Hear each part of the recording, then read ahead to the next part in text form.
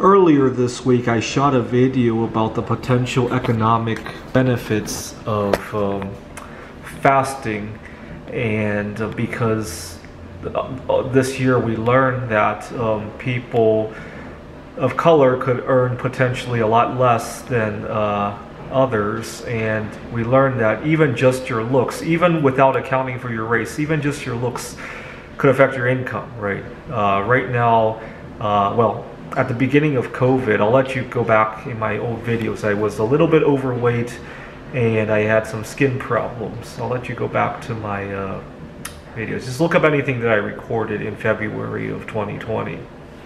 So I thought I'd do a little calculation of just how much you're giving up by not fasting.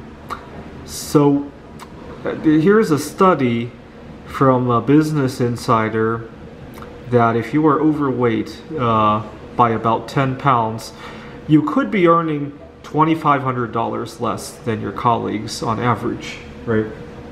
And for someone like me, I have maybe 40 more years to go, right? So we multiply 2,500 by 40 years, that's about $100,000, right? And that doesn't even take into account the opportunity costs, right? If you're making $2,500 less, and as a result you rack up an extra $2,500 on your credit card, right? You got to pay interest on that, or maybe you're buying a less valuable home, and obviously it compounds, right? When you go to sell the home at the end of your career, right? There are a lot of ways that an extra $2,500 a year could add up to a lot more than $100,000 over the course of one's career, right? So being 10 pounds overweight could cost you $100,000. So we'll call it $10,000 a pound. Now, I fast at least once a week. I'll go on a 38-hour fast, right? And I'm shaving at least 2,000 calories off my diet every time I do that, right? Which is about half a pound of body weight, which is about $5,000, right? So I'm thinking next time I go on a 38-hour fast, I should have this countdown timer that counts from 0 up to $5,000 as a little bit of a motivator of how much money I'm accumulating in the bank as I go about my fast, right?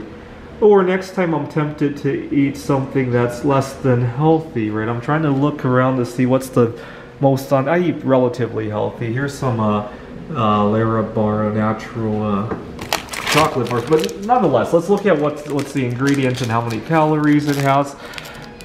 Ingredients, dates, almonds.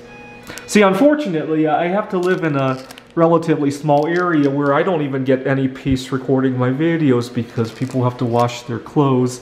That's part of the opportunity cost of, because I was overweight last year and I made $2,500 less, right?